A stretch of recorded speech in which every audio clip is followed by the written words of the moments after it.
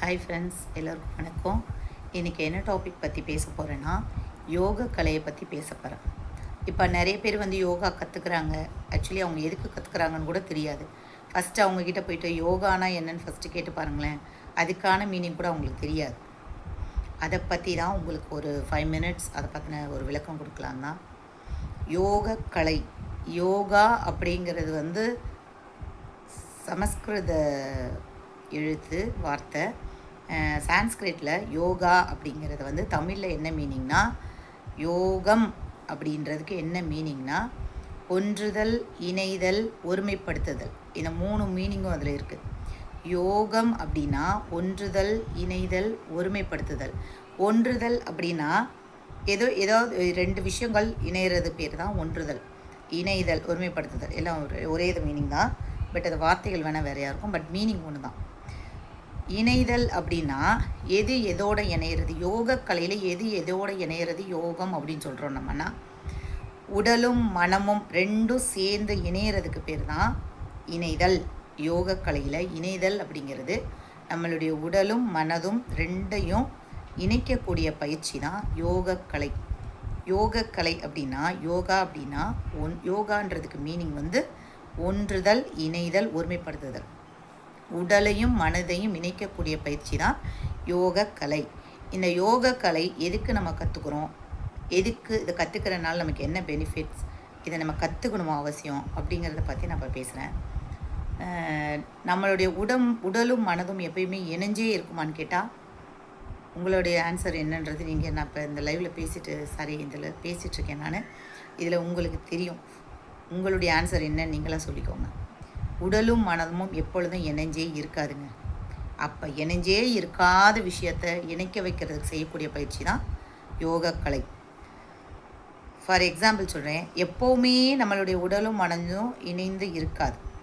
அதே மாதிரி எப்போவுமே நம்ம உடலும் மனதும் ஒன்றியும் இருக்காது, ஒன்றாமையும் இருக்காது. ஃபார் எக்ஸாம்பிள் சொல்கிறேன், இப்போ பசங்களுக்கு ஸ்கூலுக்கு போகிறாங்க. ஃப்ரைடே போகிறாங்க, சாட்டர்டே சண்டே 2 days ஸ்கூல் லீவுன்னு சொல்கிறாங்க. அப்போ ஸ்கூல் லீவுன்னு சொல்கிறப்ப என்ன பண்ணுங்கள், பசங்க ஹோம்ஒர்க் கொடுத்துருப்பாங்க. பசங்க உடனே வீட்டில் பண்ணாதுங்க.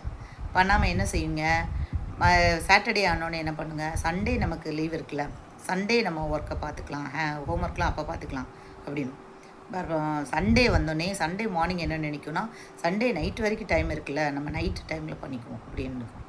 அப்புறம் பார்த்தா மண்டே மார்னிங் எழுந்து தான் அவசரமாக உட்காந்து ஹோம்ஒர்க் செய்யும். இப்போ இந்த இடத்துல நம்மளுடைய உடலும் மனதும் அந்த இடத்துல இணைஞ்சிருக்கான்னு கேட்டால் இணையலைன்னு தான் சொல்லணும். ஏன்னா நம்ம மனசு சொல்கிறத தான் நம்ம உடம்பு கேட்கணும். உடம்பு சொல்கிறத மனசு கேட்கக்கூடாது. மனசு என்ன நினைக்குதோ, நம்ம உள்ளம் என்ன நினைக்குதோ அதை நம்மளுடைய உடம்பு கேட்கணும், ஒபே பண்ணணும். அதுக்கு தான் இந்த பயிற்சி நம்ம பண்ணுறோம்.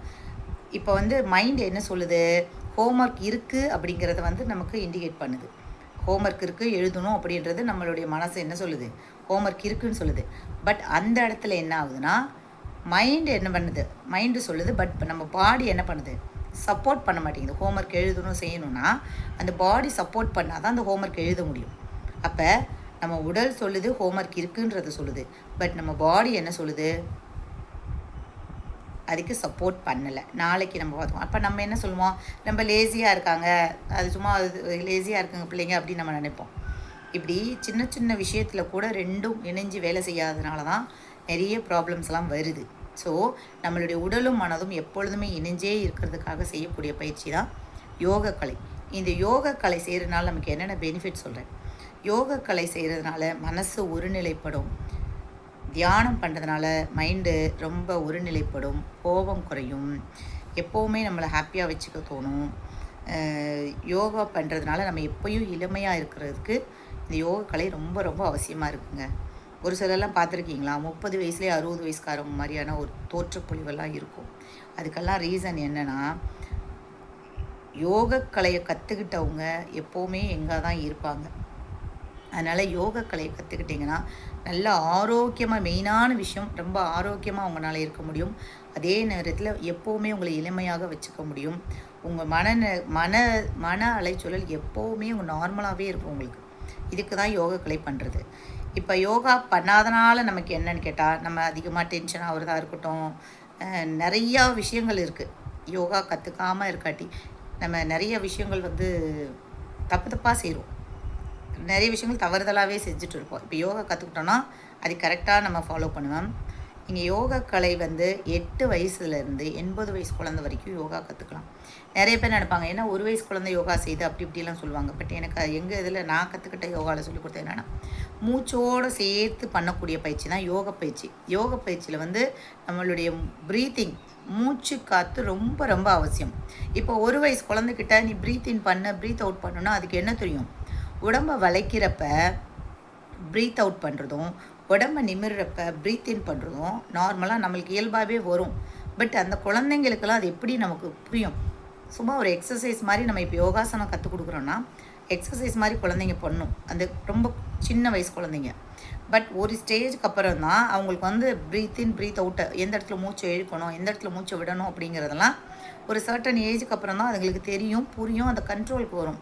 ஸோ நான் படிச்சுக்கிட்ட யோகாவில் எனக்கு சொல்லிக் கொடுத்தது 8லேருந்து 80 வயசு வரைக்கும் யோகா பண்ணலாம். யோகா செஞ்சவங்கெல்லாம் இன்றைக்கும் இன்னும் ரொம்ப வருஷங்களாம் வாழ்ந்துருக்காங்க. உடல் உபாதைகள் இல்லாமல் அவங்கள சந்தோஷமாகவும் இருந்திருக்காங்க, அவங்கள சுற்றி இருக்கவங்களையும் சந்தோஷமாக வச்சுக்கிட்டாங்க. ஸோ முடிஞ்ச அளவுக்கு யோகா பற்றிய எந்த ஒரு புரிதலும் இல்லாத நபர்களுக்காக தான் இந்த பதிவு. யோகா கற்றுக்கோங்க, உங்களுக்கு நிறைய சேஞ்சஸ் தெரியும். நான்லாம் வந்து வெயிட் எப்போ ஒரு 80-90 கேஜி கிட்ட இருந்தேன். நான் சொல்கிறது ஒரு யோகா கற்றுக்கிறதுக்கு முன்னாடி நான் யோகாவில் பிஎஸ்சி முடித்து எம்எஸ்சி முடிச்சிருக்கேன். யோகா டீச்சராக தான் ஒர்க் பண்ணியிருந்தேன். அட் ப்ரெசன்ட் வீட்டில் இருக்கேன் நான். அப்போல்லாம் பார்த்தீங்கன்னா ரொம்ப வெயிட்டாக இருப்பேன் நான். 70, 80, 90 அந்த ரேஞ்சில் இருக்கேன். 85 அந்த ரேஞ்சுக்கு இருந்திருக்கேன். யோகா கற்றுக்கிட்டதுக்கப்புறம் இப்போ வரைக்கும் என்னுடைய வெயிட் வந்து 60, 62. என்னோடய ஹைட்டு நான் கொஞ்சம் டாலாக தான் இருப்பேன். அந்த இதுலேயே தான் இருக்குது. இப்போயும் வந்து நான் ஒரு இடத்துக்கு போனால் கூட உங்கள் ஏஜ் என்ன கேட்பாங்க. என்னோடய ஏஜ் வந்து இப்போ 50 ஆக போகுது. 49 நடந்துட்டுருக்கு. என்னோடய ஏஜை யாருமே சொன்னால் நம்ப மாட்டாங்க. உங்களுக்கு அவ்வளோ ஏஜான்னு சொல்லுவாங்க. நான் அதுக்கு சிரிச்சுக்கிட்டே சொல்லுவேன், நீங்களும் யோகா கற்றுக்கோங்க, நீங்களும் எங்கே இருக்கலான்னு. இன்னொன்று, நம்ம எப்போவுமே ஹாப்பியாகவும் இருக்கலாம். எந்த சிந்தனைகளும் அதிகமாக தேவையில்லாத கண்ட சிந்தனைகள்லாம் வராது. யோகா கற்றுக்கிறதுனால நமக்கு எவ்வளவோ பெனிஃபிட்ஸ் இருக்குது. முடிஞ்ச அளவுக்கு யோகா கலையை கொஞ்சமாவது கற்றுக்கோங்க, கொஞ்சமாவது தியான நிலையில் இருங்க. உங்களுக்கு தெரிஞ்ச விஷயங்களை 4 பேருக்கு நீங்கள் ஷேர் பண்ணுங்கள். யோகா கலை ரொம்ப நான் யோகா கற்றுக்க போகிறப்ப நானே சொல்லியிருக்கேன். என்ன சொல்லியிருக்கேன்னா, கோடி கணக்கில் பணம் செலவு பண்ணி டாக்டர்ஸ்க்கு படிச்சுட்டு அவங்களாம் ட்ரீட்மெண்ட் பண்ணி அதில் க்யூர் ஆகாத ஒரு விஷயம், ஒரு கையை காலை தூக்கிட்டு ஒரு யோகாசனம் செய்கிறது, எக்ஸசைஸ் பண்ணுறதுனால அது க்யூர் ஆகுதுன்னா அது எப்படி சாத்தியம் அப்படின்னு சொல்லிட்டு நான் கிண்டலாக நக்கலாக பேசிட்டு தான், சும்மா ஒரு டைம் பாஸுக்கு தான் இந்த யோகா கற்றுக்கிறதுக்கு நான் போனேன்.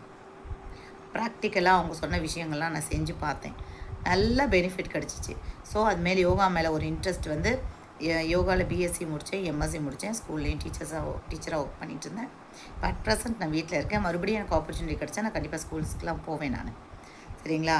முடிஞ்ச அளவுக்கு யோகாவை பேசிக்கான யோகா கூட கற்றுக்க ட்ரை பண்ணுங்கள். உங்கள் குழந்தைங்களுக்கும் முடிஞ்ச அளவுக்கு யோகா கற்றுக் கொடுக்க ட்ரை பண்ணுங்கள். நீங்கள் எது கற்றுக் கொடுக்கலனாலும் பரவாயில்ல, குழந்தைங்களுக்கு ஒரு யோகாவில் ஒரு பேசிக்கான ஒரு விஷயமாவது கொஞ்சம் கிளாஸ் அனுப்பிச்சு யோகா கற்றுக்க வைங்க. உண்மைக்கே சொல்கிறேன், அந்த அந்த சின்ன வயசில் நீங்கள் கற்றுக் கொடுக்குறது வந்து பிற்காலத்தில் பெரிய ஆளாக வர வரைக்கும் அதுக்கு அவங்களுக்கு அவ்வளோ பெனிஃபிட் கிடைக்கும். அது அவங்க வளர்ந்து வரப்போ தான் அவங்கள பார்க்குறப்ப உங்களுக்கு தான் அப்போ தெரியும், ஓ நம்ம யோகா கற்றுக் கொடுத்து பிள்ளைங்கக்கிட்ட இவ்வளோ விஷயங்கள் இருந்திருக்குது, இவ்வளோ சேஞ்சஸ் நம்ம பார்த்துருக்கோமேன்னு சொல்லிட்டு. அதனால் முடிஞ்ச அளவுக்கு நீங்களும் யோகா கற்றுக்க பாருங்கள். உங்கள் வீட்டு குழந்தைங்களுக்கும் யோகா கற்றுக்கிறதுக்கு கிளாஸஸ் சேர்த்து கொடுங்க. ரொம்ப நீங்கள் யோகாவில் ரொம்ப ஆழ்ந்து உள்ளே போய் நீங்கள் கற்றுக்கணும் கூட அவசியம் கிடையாது. பேசிக்கான விஷயங்கள் யோகா கலையில் கற்றுக்கோங்க. கற்றுக்கிட்டிங்கன்னா உங்கள் வாழ்க்கையும் நல்லாயிருக்கும், உங்கள் குழந்தைங்க வாழ்க்கையும் நல்லாயிருக்கும். எப்பொழுதும் ஒரு ஆரோக்கியமான ஒரு சமுதாயத்தில் ஒரு ஆரோக்கியமான குழந்தைகளையும் கொடுக்கலாம், நம்மளும் ஆரோக்கியமாக இருக்கலாம், நம்மளை சுற்றி இருக்கவங்களும் ஆரோக்கியமாக வச்சுக்கலாம். இந்த பதிவை இத்துடன் முறித்துக் கொள்கிறேன். மீண்டும் இன்னொரு பதிவில் சந்திப்போம். நன்றி, வணக்கம், வாழ்க வளமுடன்.